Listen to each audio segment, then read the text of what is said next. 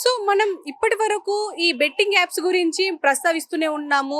అసలు దీని root cause ఏంటో కనుక్కోవాలి అని చెప్పేసి మనం ప్రతిసారి అంటూనే ఉన్నాము. అయితే దీని గురించి మనం రూట్ కాజ్ ఎక్కడి నుంచి స్టార్ట్ జేయాలి? అసలు ఈ పరి మ్యాచ్ గాని, 1x మ్యాచ్ గాని, ఇంకా చాలా బెట్టింగ్ యాప్స్ ఉన్నాయి. వీటన్నింటి గురించి మనతో పాటు ఎక్స్‌ప్లెయిన్ చేయడానికి గోస్ట్ విజయ్ ఉన్నారు.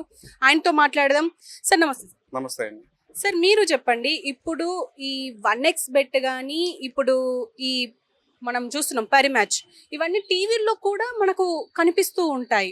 దీంట్లో ఇన్వెస్ట్ చెయ్యాలా? వద్దా? అనేది మళ్ళీ బాధ్యతాయుతంగా ఉండాలి అని చెప్పేసి కింద ఇస్తారు ఒక అంటే నోట్. అవును. కానీ ఇప్పుడు దీని గురించి మనం మాట్లాడాలి. రూట్ కాజ్ ఏంటి అని చెప్పేసి మాట్లాడాలి. ఎందుకంటే ఇన్‌ఫ్లుయెన్సర్స్‌ని మాత్రమే ఇప్పుడు మనకు బయట కనిపిస్తున్నారు.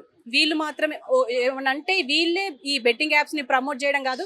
వీళ్ళే తీసుకొచ్చిండ్రు అన్నట్టు కూడా మాట్లాడుకోవాల్సిన టైం వచ్చింది. సో మీరేమంటారు దీని గురించి? సో ఫస్ట్ రూట్ కాజే మనం కాన్సంట్రేట్ చేయాల్సింది. ఇప్పుడు ఒక విషయం గురించి మనం డిస్కస్ చేసుకుందాం. ఇప్పుడు ఇది 1x బెట్ అనే ఈ యొక్క వెబ్‌సైట్. సో వాటెవర్ ఎక్కడ రిజిస్టర్ అయింది, కుర్సావలో రిజిస్టర్ అయింది. ఓకే. అవన్నీ మనం వింటూ ఉన్నాం. అవన్నీ పక్కన పెడితే దీనికి కో ఫౌండర్స్ వచ్చేసి ఎవరైతే ఐ మీన్ ఈ యొక్క యాప్ రన్ చేసేది ఈ కో ఫౌండర్స్ ఎవరున్నారంటే ఒక రష్యన్స్ అనమాట. అందరి పేర్లు రష్యన్స్ ఉన్నాయి. రోమన్ సెమికో అని, డిమిట్రీ అని, వీళ్ళందరూ ఒక ముగ్గురు దాకా ఉన్నారు దీనిలో కో ఫౌండర్స్లో. ఇది మెయిన్గా వచ్చేసి వీళ్ళందరూ కూడా రష్యన్ ఇంటెలిజెన్స్ సంబంధించిన వాళ్ళు. మీరు చూసినట్లయితే వీళ్ళకి సంబంధించి 1x బెట్కి సంబంధించి ఇండియాలో ముంబైలో వచ్చి రీనా కపూర్ అనే ఆవిడ మార్కెటింగ్ మేనేజర్గా ఉంది.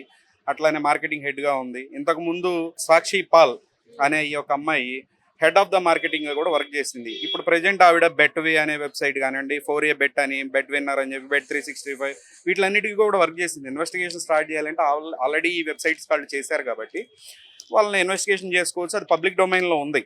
వాళ్ళని కాంటాక్ట్ అవ్వాలంటే కనుక అసలు ఇది ఎలా జరుగుతుంది మార్కెటింగ్ అని. ఎందుకంటే ఇప్పుడు ఇన్ఫ్లుయెన్సర్స్ ఎవరు అవైలబుల్లో లేరు, కేసులు పెట్టారు, ఎక్కడెక్కడో దాక్కొని ఉన్నారు అనే జరుగుతుంది కాబట్టి వీళ్ళ దగ్గర నుంచి ఆయన ఇన్వెస్టిగేషన్ స్టార్ట్ చేసుకోవచ్చు చేయాలంటే. బట్ నేను చెప్పేది ఏంటంటే 1xbet.comకి సంబంధించి 1x బెట్ అనే ఈ యొక్క వెబ్సైట్కి సంబంధించి కో ఫౌండర్స్ మొత్తం రష్యన్ ఇంటెలిజెన్స్కి సంబంధించి ఉన్నారు. రష్యన్ ఇంటెలిజెన్స్కి సంబంధం ఏంటి 1xbet.comకి? అలాగే ఈ యొక్క ఈ ముగ్గురు నలుగురు మీద మీరు చూసినట్లయితే డైరెక్ట్ సిఐఏనే పబ్లిష్ చేసింది ఏమనంటే 2021 దాకా దిస్ 1x.com అనేది 655 మిలియన్ ఇల్లీగల్ గ్యాంబ్లింగ్లో సంపాదించింది అనే కంప్లైంట్స్ చాలా క్లియర్గా ఇంటర్నెట్లో కొన్ని పబ్లిక్ డొమైన్స్లో రాసి ఉన్న తర్వాత కూడా దీన్ని సోనీ సూద్ గారు ఆయన ప్రమోట్ చేస్తూ ఉన్నాడు ఇండియాలో.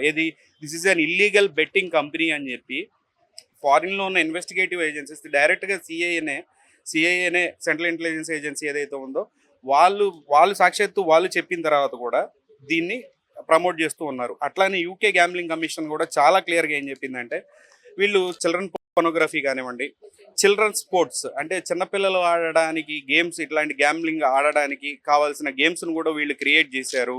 ఎందుకంటే గ్యాంబ్లింగ్ కమిషన్ అనేది ఏం చేస్తుందంటే ఇలాంటివన్నీ రెగ్యులేట్ చేస్తూ ఉంటుంది. వాళ్ళు ఇలాంటి చిన్నపిల్లలు ఆడటానికి హబ్ సంబంధించిన ఈ వెబ్సైట్స్ రన్ చేస్తున్నారు, ఇట్లా ఇల్లీగల్ మనీని లాండర్ చేస్తున్నారు అని చెప్పేసి వీళ్ళ మీద ఎన్నో కేసులు ఉన్నాయి వేరే కంట్రీస్లో. అయినా కూడా ఈ ఇన్ఫ్లుయెన్సర్స్ అంటే బడా ఇన్ఫ్లుయెన్సర్స్ ఎలా వీటిని ప్రమోట్ చేశారు అనేది మెయిన్ క్వశ్చన్. రెండోది వచ్చేసరికి పరి మ్యాచ్ మీరు చూసినట్లయితే ఇందాక మనం చూసుకున్నట్టు బెట్ఎక్స్ వచ్చేసి 1x బెట్ వచ్చి రష్యన్ ఇంటెలిజెన్స్ ఉంది వెనకాల. చాలా క్లియర్గా పబ్లిక్ డొమైన్స్లో కొన్ని పర్టికులర్ వెబ్సైట్స్లో ఈ కేస్ ఫైల్స్ ఉన్నాయి, సిఐఏ కేస్ ఫైల్స్ ఉన్నాయి. వెన్ ఇట్ కమ్స్ టు పరి మ్యాచ్, దీనిలో సర్గే పోర్ట్నోవ్ అనేవాడు వాడు ఆపరేషన్స్ ఉన్నాడు. మెయిన్గా వచ్చేసరికి అలెగ్జాండర్ అనేవాడు ఉన్నాడు.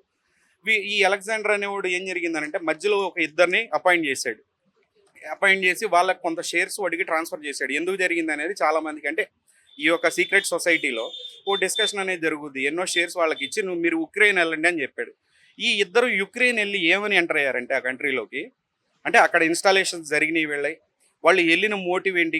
గ్యాంబ్లింగ్ కాదు. వాళ్ళు వెళ్ళిన మోటివ్ చాలా చాలా డిఫరెంట్గా ఉంది. ఈ స్టోరీని మనం చూసినట్లయితే 2015లో వెళ్ళారు. 2015 నుంచి వీళ్ళందరూ సీక్రెట్ యూనో వీళ్ళ గురించి ఎటువంటి న్యూస్ లేదు, పబ్లిక్ డొమైన్స్ ఫొటోస్ కానీ అప్పటిదాకా 2015 నుంచి సడన్గా వ్యానిష్ అయిపోయారు. ఏది ఈ కో ఫౌండర్స్, ఏది పరి మ్యాచ్కి సంబంధించిన ఈ కో ఫౌండర్స్. వీళ్ళు కొన్ని రోజుల తర్వాత ఎలా పాపప్ అయ్యారంటే ఆ కో ఫౌండర్స్ యుక్రెయిన్ మెయిన్ ఇంటెలిజెన్స్లో ఒకడు ఎంప్లాయీగా ఉన్నాడు యుక్రెయిన్ ఇంటెలిజెన్స్లో. రెండోడు వచ్చేసి ministry of defence of Ukraine ministry of డిఫెన్స్లో పరి మ్యాచ్ కో ఫౌండర్స్ ఏం చేస్తున్నారు అనేది ఇప్పటికీ అర్థం కావట్లేదు. సో వాళ్ళు అక్కడ నుంచి ఏం మనీ లాండర్ చేస్తున్నారు, ఒకవేళ వాళ్ళకి వచ్చిన ఫండ్స్ డైవర్ట్ చేయడానికి కంపెనీలు పెట్టారా, ఇక్కడ ఇండియా నుంచి ఫండ్స్ని ఎటు డైవర్ట్ చేస్తున్నారు అనేది మెయిన్ టాపిక్. సో మీరు చూసినట్లయితే వీళ్ళు యుక్రెయిన్లోకి ఎంటర్ అయినప్పుడు వాళ్ళు ఏమని చెప్పి ఎంటర్ అయ్యారంటే, తర్వాత వీళ్ళకి మినిస్ట్రీ ఆఫ్ డిఫెన్స్లో వాళ్ళకి జాబ్లు ఇచ్చింది యుక్రెయిన్ గవర్నమెంట్. బట్ వాళ్ళు వెళ్ళినప్పుడు మాత్రం మేము సిఐఏ ఏజెంట్ని, వీడు సిఐఏ ఏజెంట్ నాతో వచ్చినోడు, నేను వచ్చేసి యూరోపియన్ ఇంటెలిజెన్స్ ఏజెన్సీస్ నుంచి వచ్చాము అని. ఇక్కడ మీరు చాలా క్లియర్గా అర్థం చేసుకోవాల్సింది ఏంటంటే, 1xbet.com వచ్చేసి రష్యన్ ఇంటెలిజెన్స్ ఉంది వెనకాల, క్లియర్గా అక్కడ అర్థం అవుతుంది మనకున్న రిపోర్ట్లో. పరి మ్యాచ్ వచ్చేసి క్లియర్గా యుక్రెయిన్ ఇంటెలిజెన్స్ ఉంది మధ్యలో. సో వీళ్ళిద్దరి మధ్యలో మన ఇండియా ఏం చేస్తుంది, అసలు ఇండియాకి సంబంధించిన ఫండ్స్ అక్కడికి ఎందుకు షిఫ్ట్ అవుతున్నాయి, ఏం జరుగుతుంది, అవి వేటికి యూజ్ చేస్తున్నారు అనేది మెయిన్ సబ్జెక్ట్. మూడోది వచ్చేసి రీసెంట్గా 13th మొన్న మార్చ్ 13th కేరళలో ఒక మనిషిని అరెస్ట్ చేశారు. వాడు ఒక హ్యాకర్ అండ్ ఒక క్రిప్టో ట్రేడింగ్ క్రిప్టో కరెన్సీని ఒక మనీ లాండరర్ అనమాట, సింపుల్గా చెప్పాలంటే. ఈ ఎల్కేజ్ బేసిక్ వాడి నేమ్స్ అది సరిగ్గా ప్రొనౌన్సియేషన్ రావట్లేదు. హీఈస్ ఏ లుథియానియన్ సిటిజన్. వాడు ఒక రష్యన్ రెసిడెంట్. అంటే మనం ఎలా ఊహించుకోవచ్చు అంటే, వీడు 1xbet.com సంబంధించిన మనీని లాండర్ చేసే ఈ యొక్క వ్యక్తి. వీడిని కేరళ గవర్నమెంట్ మొన్న ఎలాంటి ఇన్పుట్స్తో అంటే, డైరెక్ట్గా అమెరికన్ సిఐఏ న్యూస్ పెడితే సిబిఐ ఇక్కడ లోకల్ పోలీసు ల్యాండ్ ఆర్డర్ పోలీసులు చెప్పగా, ల్యాండ్ ఆర్డర్ పోలీసు వాళ్ళ ఫ్యామిలీతో సహా వాడు అక్కడ ఉండగా వాళ్ళ ఫ్యామిలీ 2 రోజుల్లో వెళ్ళిపోతుంది, వీడు ఒక 4-5 రోజులు 10 రోజుల్లో ఉండి లేదా ఒక 1 నెల రోజుల తర్వాత వెళ్దామని ప్లాన్ చేసుకున్నాడు. అక్కడ ఒక ఇంటిని రెంట్ తీసుకొని 5 lakh రూపీస్, అంతకు ముందు ఉన్నప్పుడేమో 1 lakh కట్టేవాడు 1 yearకి, తర్వాత 5 lakhs కట్టి ఇయర్లీ ఛార్జెస్ ఒక హోమ్ స్టేలో ఉంటున్నాడు.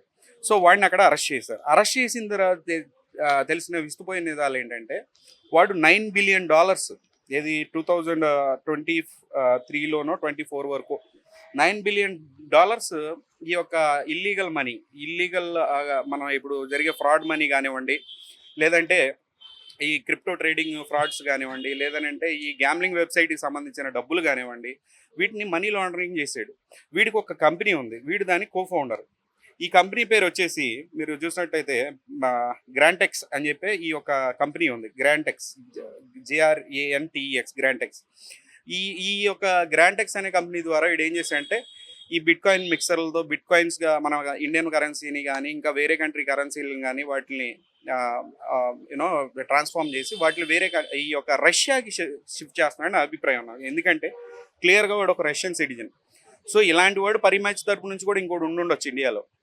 సో ఇక్కడ ఏం జరుగుతుందంటే, రష్యాకి సంబంధించి ఇంటెలిజెన్స్ బ్యాక్గ్రౌండ్లో ఉంది, రష్యాకి సంబంధించిన ఈ యొక్క మనీ లాండరర్స్ ఇక్కడ ఇండియాలో ఉన్నాడు, వాడిని పట్టుకున్నారు. సో వాడే ఆ యొక్క వెబ్సైట్కి, ఆ యొక్క డబ్బులకి ఆడే ఒక అడ్మిన్ అనమాట, ఆ యొక్క సిస్టమ్కి మొత్తానికి అడ్మిన్. వాడిని పట్టుకున్నప్పుడు ఏం చెప్పాడంటే, నాతో ఉన్నవాడు ఇంకోడు యూఏఈలో ఉన్నాడు, నా బాస్ ఇంకోడు ఉన్నాడు అని చెప్పాడు. బాస్ ఉన్నాడా లేదా పక్కన పెడితే వాడి అకౌంట్స్లో కొన్ని వేల కోట్లు ఉన్నాయని చెప్పి తెలిసింది. సో క్లియర్గా అర్థమవుతుంది కదా, వాడు మనీ లాండరింగ్ కానివ్వండి, శాంక్షన్ వైలేషన్స్ చాలా ఉన్నాయి, వాడి మీద సైబర్ క్రైమ్ కేసులు కానీ ఎన్నో ఉన్నాయి.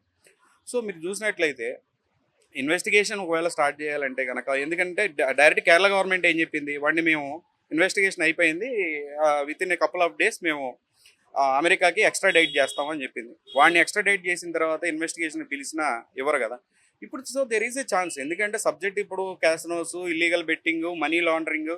ఒకవేళ ఈడీ ఎంటర్ అయింది, ఇప్పుడు ఈడీ ఎంటర్ అయినా వాళ్ళకి ఏమైనా అనుమానాలన్నా ఆ ఎక్స్ట్రాడిక్షన్ ఇప్పుడే ఆపేసి, ఒకవేళ ఈ కేరళలో పట్టుబడ్డ ఈ యొక్క ఫ్రాడ్స్టర్